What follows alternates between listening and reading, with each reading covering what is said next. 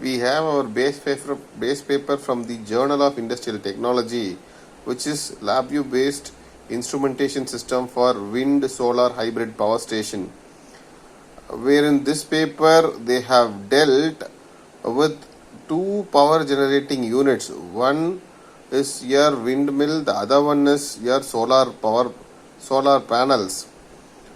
From both, they have acquired the data related to the power generator. Say from your solar panel, they have four panels, 1, 2, 3 and 4 panels, and a small hybrid windmill. So from these two generating sources, they have acquired all the related data required through the data acquisition system, NI hardware, and the same is fed to LabVIEW. And in LabVIEW, they have generated a model. I'll just show you down where the model is.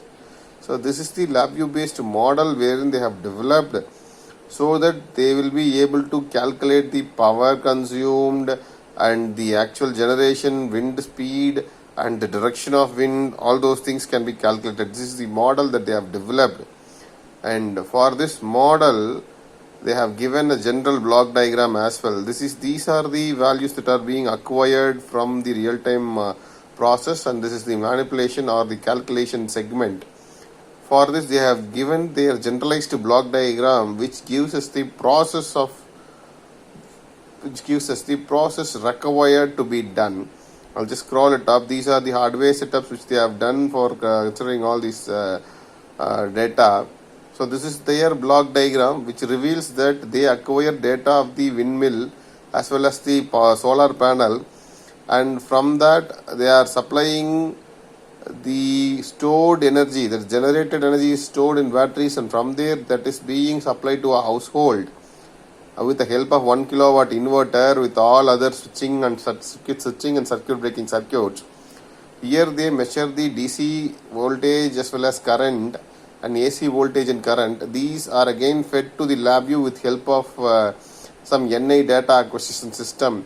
You can see here the values of the windmill is also being fed with the help of some Young 05103 V wind monitor anemometer, wherein in the project or the model which we have developed, we do not have any NI hardware setup which with we will be able to acquire the data.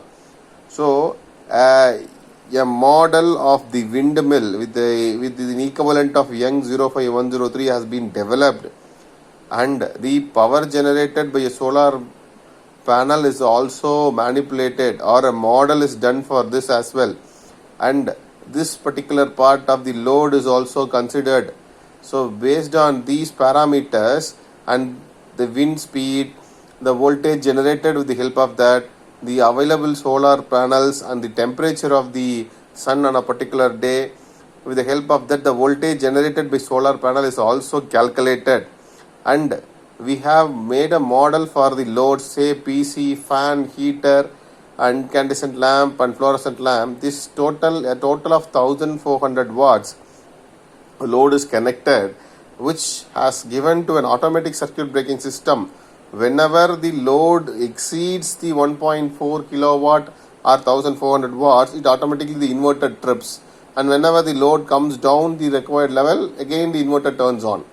So that is what is the kind of setup we have done, and the entire model has been developed and converted into an application or an exe file.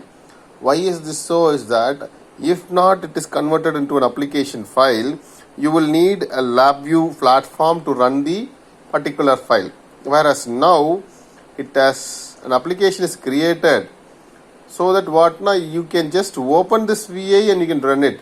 Nothing else is required. Just open it. That's it.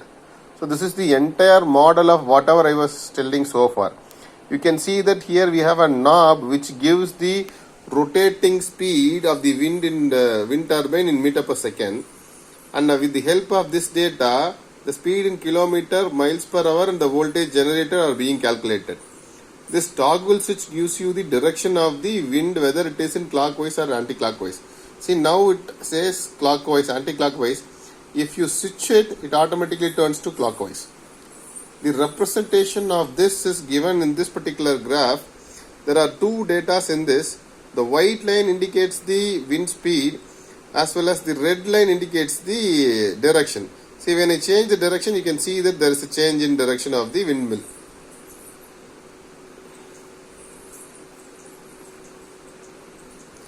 Similarly, when I vary the speed, you can see that the voltage generated changes, the wind speed in kilometer changes, miles per hour, everything changes, as well as the graph also changes. The range is given as 0 to 40 because the maximum permittable speed for a windmill to rotate is 40 meters per second, beyond which it will collapse. So the maximum range is given as 40, and we have considered only 35 rpm or rotating speed meter per second, after which we can see that the generator is decoupled from the windmill, and when it reaches 35, automatically the voltage is 0, which means that the generator is decoupled from the windmill. So you can see that it is varied, and the minimum speed required to generate voltage is 4 meter per second, below which also the voltage will be 0. When it is 4 meter per second, you can see it starts generating voltage, and when it reaches 10 meter per second, the voltage automatically doubles, because this will be 10 meter per second, the generator rotates at a faster speed and the voltage doubles. You can see that when it touches 10, the voltage doubles. Slowly change it. When you see 10, automatically doubles. And the maximum voltage generated is 230, which is somewhere around 12.5. We achieve 230, and beyond which, how much ever speed it rotates, there won't be any change in the voltage because the generator saturates. This is how it goes on. Sorry. The another part is the solar panel part. This particular box gives us the solar panel. So here we say how many panels we have. So here I say I have 1 panel, 2 panel, 3 panel, 4 panel, because in our problem we have 4 panels, each of 120 watt capacity. And the temperature, with respect to the temperature, you can see the power generated is also varies. This is the power generated in watts. The 4, you can see again the minimum requirement is somewhere around 10 degrees only, then it will start giving values. And this 181 watts is for 4 panels, and when it reaches somewhere around 25 degrees, this particular panel give their maximum efficiency, and above which also the same will be there. So this is one data which gives us the voltage generated by the solar panel. Acha. The third part is the load part. You can see that very similar to the paper, we have included one fan, a heater unit, an incandescent lamp, a PC, a fluorescent lamp. This is our inverter, which indicates the inverter is turned on. I am turning on my fan, nothing happens. Again I turning on my incandescent lamp, it is glowing. Fluorescent lamp, the load is increased. Now my PC, you know that the fan consumes somewhere around 40 to 50 watts. Incandescent lamp varies 50 watts, 100 watts, whatever you want you can use. Whereas the fluorescent lamp is somewhere around 28 watts minimum, 25 to 28 watts minimum. Whereas PC, you see it consumes somewhere around 500 watts. Whereas heater, it is 4.5 amps to 5 ampere, 6 ampere.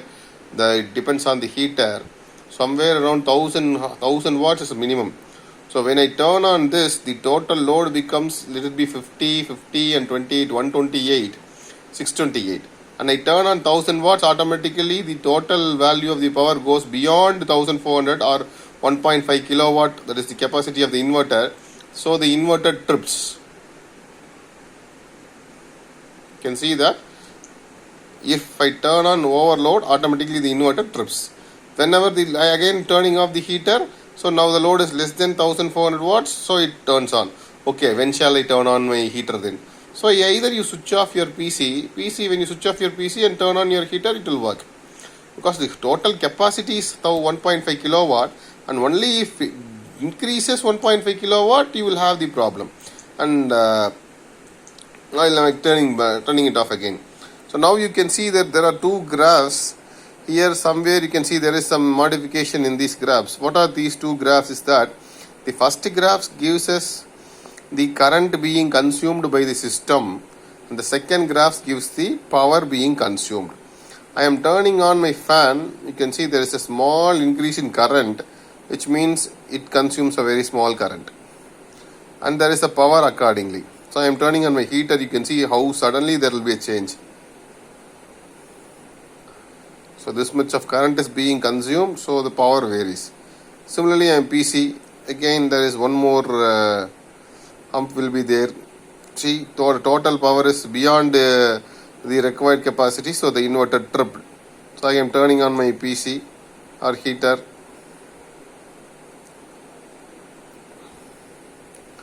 You can see because of this there is a surges happened because of the sudden changeover transient condition. You can see there is a peak. Now you see there is I switched off heater. Again I am turning on. After a while I turn on incandescent lamp. Again there will be a slight increase in the current. You can see that there is a very slight difference. You don't even can see the difference. That much small current is only consumed. Again similarly for fluorescent lamp as well, even I turn on, but even though it is not visible in your current graph, you can see that it is very much clear in your power graph. So now you can see this is the entire system which gives you the windmill components. Here it gives your solar component, here it is your load. This graph gives you the wind speed and wind direction. This gives you the current consumption, and this gives you the power consumption. The AC component alone is being considered because anyways, whatever it is, the DC voltage is going to stay the same, and DC current is going to same. There won't be any big differences. So hence those parameters are not simulated in here. And this is the complete setup which has been developed with reference to the paper. And you can stop this by clicking the stop button. The total VI will stop. The application will stop. You can see that even now you change anything, nothing will happen. Here no changes will happen. So again you can run. This is the button which you can run it again. Again you see the changes will occur. Changes will occur. So this is the simulation that has been done with respect to the paper. Thank you for listening. Thank you.